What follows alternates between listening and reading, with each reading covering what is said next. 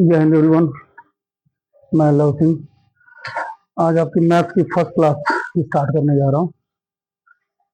Maths देखा जाए तो मैक्सिमम बच्चों का ये कहना रहता है कि हमें मैथ्स, हम सर कुछ भी कर लीजिए, हमें मैथ्स नहीं आएगी। उसका रीजन है उनका बेसिक कॉन्सेप्ट क्लियर नहीं हो पाता है, इसकी वजह से ये प्रॉब्लम होती है। बेसिक कॉन्सेप्ट मतलब क्लास 6 टू क्लास 8 की मैथ, 9, 10, 11, 12 ये मैथ तो सीनियर सेक्शन की हो जाती है, but basic math class 6 to class 8 तक की।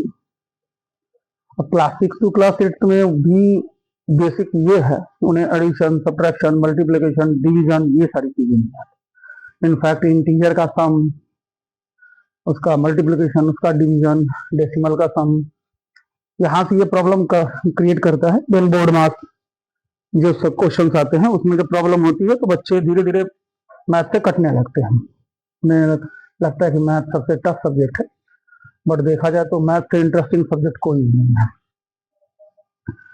तो आज से क्लास आपकी स्टार्ट होगी।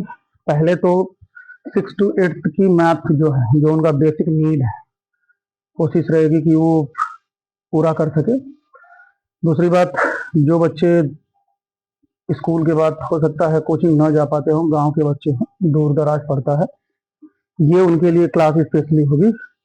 कोशिश ये रहेगी कि जितना भी उनका कॉन्सेप्ट अभी तक क्लियर नहीं हो पाया है, वो सारे कॉन्सेप्ट को क्लियर किया जाए, नंबर फर्स्ट।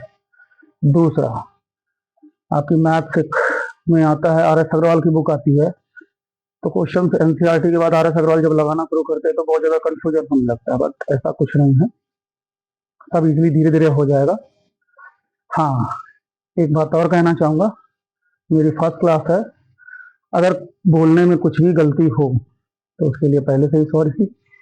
ठीक है, धीरे धीरे इंप्रूवमेंट करेंगे अपने क्लासेस में भी और अपने बोलने की शैली में भी। ठीक है, तो क्लास स्टार्ट करते हैं बेसिक मैथ की।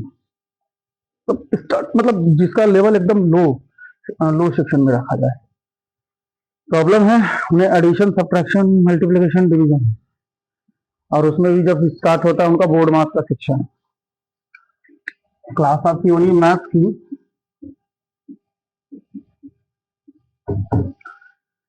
और उसमें भी सेक्शन होना है आपका बोर्ड मार्क्स का।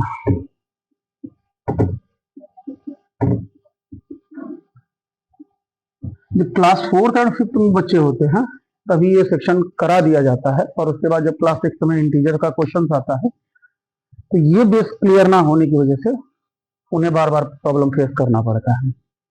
क्लियर है? बोर्ड मार्क्स जनरली अगर देखा जाए तो उसमें भी सबसे पहले शुरू होता है डी मार्क्स का section. DMAS in division, multiplication, addition and subtraction. अभी बहुत सारी क्लासेस देख रहा था, ले रहा था, तो उसमें पता चला कि लोग एडिशन दिया हुआ है, देन उसमें मल्टीप्लिकेशन दिया हुआ है, बच्चे क्या करते हैं पहले एडिशन करके तब मल्टीप्लिकेशन करना शुरू करते हैं, तो उनका क्वेश्चन फॉल्ट होने लगता है। कभी भी ये गलती नहीं करना। जो रूल है, अगर रूल को आपने पकड़ के रखा हुआ है तो कभी भी आपका क्वेश्चन गलत नहीं होना है। क्लियर? तो बेसिक कॉन्सेप्ट है कि पहले आप रूल्स को पकड़ के रखें। तो यहाँ पे कुछ क्वेश्चन है हमारे पास, मैंने बोर्ड मार्क्स सेक्शन से लिया। ठीक है, अब इसमें पहले देखेंगे फॉल्ट हमारा कहाँ होता है। Question number first. ठीक है, फर्स्ट क्वेश्चन को देखते हैं। फर्स्ट क्वेश्चन से ही हमको अपना कॉन्सेप्ट क्लियर होना शुरू हो जाएगा। Number first, 7 + 5 × 4। जनरली बच्चे क्या करते हैं गलती, यहाँ पे जैसे ही स्टार्ट करता है क्वेश्चन, अगर एडिशन बोला है तो ऐड करना ही शुरू कर देते हैं, मीन्स पहले ऐड कर देते हैं, ऐड करने के बाद देन तब मल्टीप्लाई करते हैं, जैसे दिखाता हूं, और दोनों का आंसर में डिफरेंस देखना। सो 7 × 5 कितना हुआ? जनरली 22 हो गया, मल्टीप्लाई बाई 4। देन इसके बाद तब वो मल्टीप्लाई करते हैं, 4 × 2 = 8, 4 × 2 = 8, देन 88 बोल देते हैं, आंसर आ गया अपना। बट यहीं पर उनका क्वेश्चन पूरी तरीके से गलत हो जाता है। अब हमें डी मार्क्स का रूल बोलता है कि नहीं, पहले डिवीजन होना चाहिए, देन मल्टीप्लिकेशन, फिर addition, then subtraction.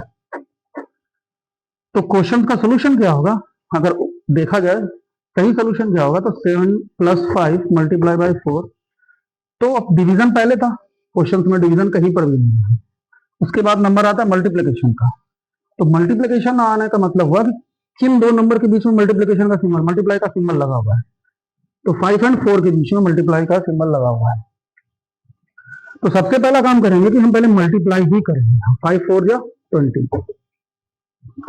Clear. Then उसके बाद तब ऐड करेंगे। ऐड करने के बाद आया 7 1 देन 3, ठीक है, 37। ये बना आपका आंसर। अब दोनों में डिफरेंस देख लीजिए। यहां पर आया था कितना, 88। क्वेश्चन करने का तरीका, मेथड जो था वो गलत था, इसकी वजह से ये आपका आंसर रॉन्ग आया। अब भी आपने क्या किया, बाय रूल, डीमास के रूल से किया, तो आपका आंसर आया 37। ये क्वेश्चन आपका राइट हो गया, क्लियर। अच्छा, एक आध क्वेश्चन और करके देखते हैं। क्वेश्चन नंबर सेकंड, जैसे 9 × 7 + 12 + 3, ठीक है। सर ने समझा दिया, मल्टीप्लिकेशन पहले करना है, ठीक है। 9 7 क्या, हमने तुरंत किया, 63 आ गया।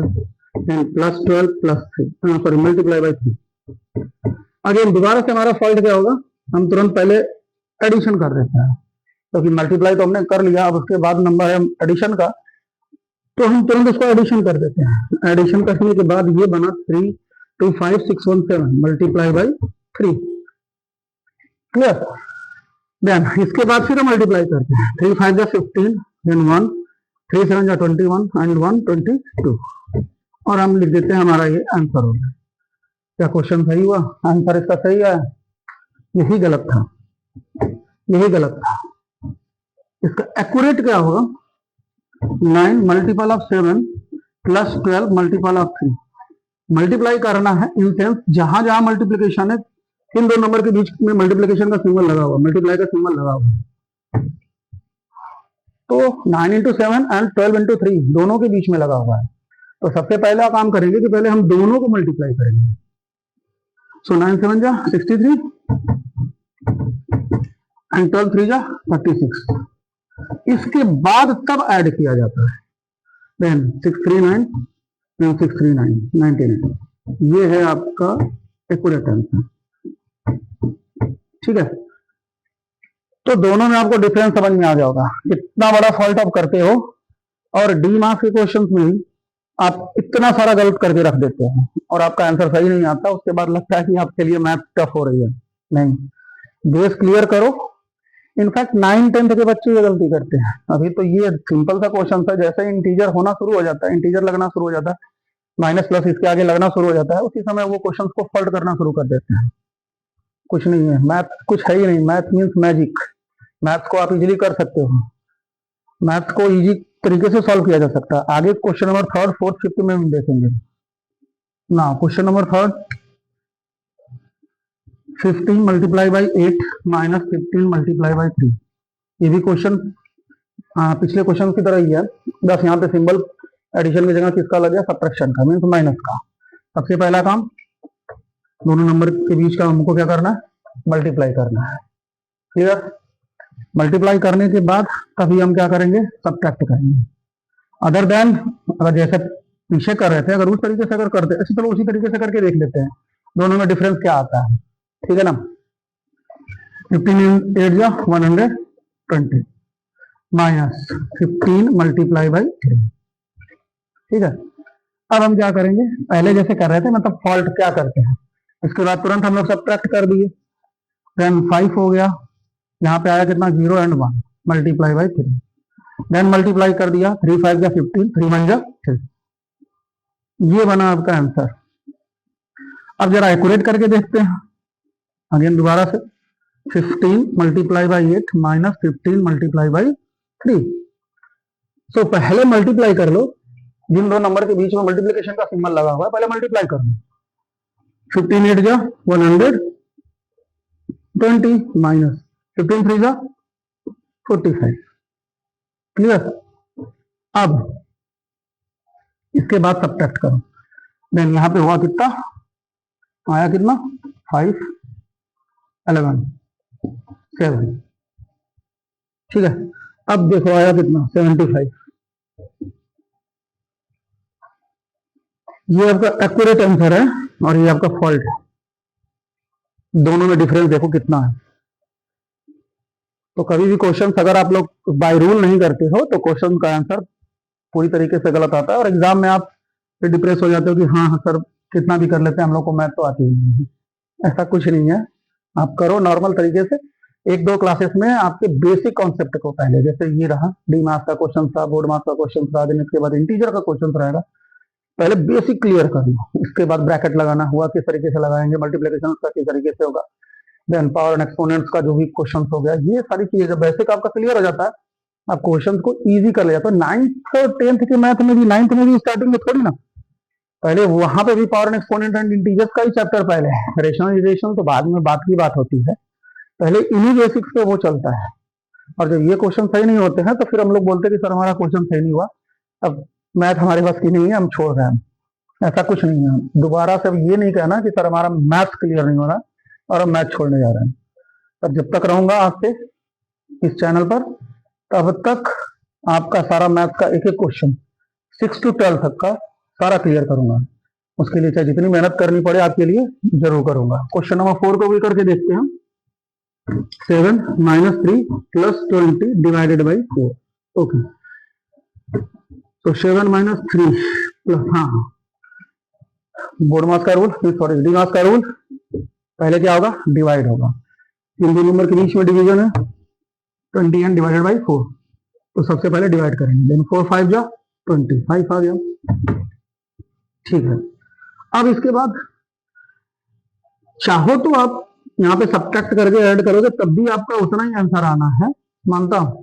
सब्ट्रैक्ट करके एडिशन कर लोगे तब भी आपका आंसर सेम आएगा, बट रूल इज रूल। कभी कभी ये क्वेश्चंस को अगर हम लोग शुरू से क्लियर नहीं करते हैं ना, रूल से नहीं चलते हैं, तो बाद में चल के ये छोटी छोटी जो करने की हैबिट रहती है वो बड़े बड़े गलतियों में होने लगता है। तो एडिशन का सिंबल किसके किसके पास है, 7 के पास है और 5 के पास है, तो दोनों को एक पास कर लो, देन -3। अभी तो अच्छा लग रहा है कि सर नहीं इस तरीके से भी करते तो ठीक है, हाँ देख रहे हैं 7 में से 3 गया तो देन 4 बचा, 5 देन 9 आएगा, और इस तरीके से भी आप करेंगे देन 12 - 3 = 9 आएगा, मानता हूं। अभी तो ये आपको बहुत अच्छा लग रहा है, बट जब इंटीजर्स का क्वेश्चन शुरू होगा, जब अलजेब्रिक एक्सप्रेशन शुरू होंगे, ये छोटी छोटी गलतियां आपको भारी पड़ना शुरू हो जाएंगी। इसलिए जो रूल कहता है उस रूल से चल दो।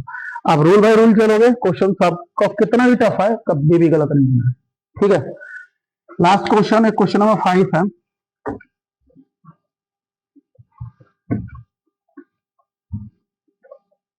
Question number 5, 4 × 5 - 3 + 3 × 7। अब सर बोर्ड मार्क्स का रूल स्टार्ट है। अगर क्वेश्चन का हिसाब देखा जाए, पहले जैसे बताया था अभी तक डी मार्क्स में डिवीजन, मल्टीप्लिकेशन, एडिशन, तो मान लीजिए मल्टीप्लाई दिख रहा है तो हम लोग मल्टीप्लाई करना शुरू कर देंगे। अच्छा चलिए दोनों करके देख लेते हैं, दोनों में डिफरेंस क्या आता है, इसको भी दोनों तरीके से करके देखते हैं, ठीक है। तो डिवीजन नहीं है, मल्टीप्लिकेशन है, तो यहाँ पे मल्टीप्लाई है और यहाँ पर भी मल्टीप्लाई है, ठीक है। कर दिया हमने, 5 4 जा 20 -3 + 3 7 जा 21। सर आप ही ने कहा था ना, बिल्कुल कहा था कि हाँ पहले मल्टीप्लिकेशन होगा, देन एडिशन होगा, देन उसके बाद सब्ट्रैक्शन।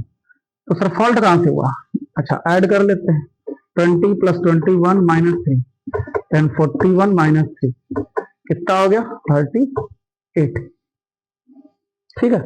आप ही ने सिखाया था ना। तो सर क्वेश्चन का आंसर रॉन्ग कैसे आया, सर बुक्स में तो कुछ और दिया हुआ है, आप बता रहे हो, ठीक है। अब जरा इसको रूल से करते हैं।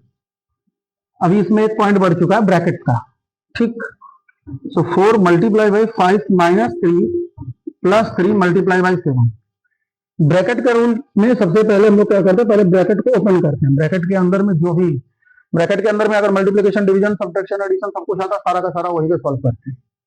यहाँ पर वहां पे पहले डी मार्क्स का रूल अप्लाई कर लेते हैं, उसके बाद फिर ब्रैकेट को ओपन करते हैं, देन उसके बाद सोल्यूशन करते हैं। यहां पर भी वही होगा, पहला काम करेंगे इसको सब्ट्रैक्ट करेंगे और ब्रैकेट को ओपन कर लेंगे। 5 देन सब्ट्रैक्टेड बाय 3, अब -3 कितना आया 2 आया, +3 × 7। अब ब्रैकेट ओपन, अब सिंपली आप डी मार्क्स का रूल अप्लाई करो, पहले मल्टीप्लाई करो, दो नंबर्स के बीच में 4 2 जा 8, 3 7 जा 21।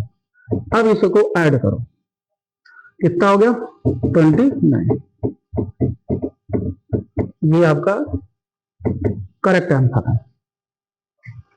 आता है कि आपको बोर्ड मार्क्स के सारे क्वेश्चन आपको समझ में आए होंगे। अभी ब्रैकेट लगाना बाकी था, अभी सब सिंपली डी मार्क्स का ही क्वेश्चन था। आपकी फर्स्ट क्लास में ये समझाया, आप इसके ऊपर कई सारे आप जो भी आपके पास पुरानी बुक होगी उसमें हेजिटेट होने की जरूरत नहीं है, जो भी है उसको उठाओ, लगाना शुरू करो। अगर क्वेश्चन ना समझ में आए आप कमेंट करना, जहां पर भी जिस पॉइंट के लिए कमेंट आएगा उसको तुरंत क्लियर करना शुरू कर देना।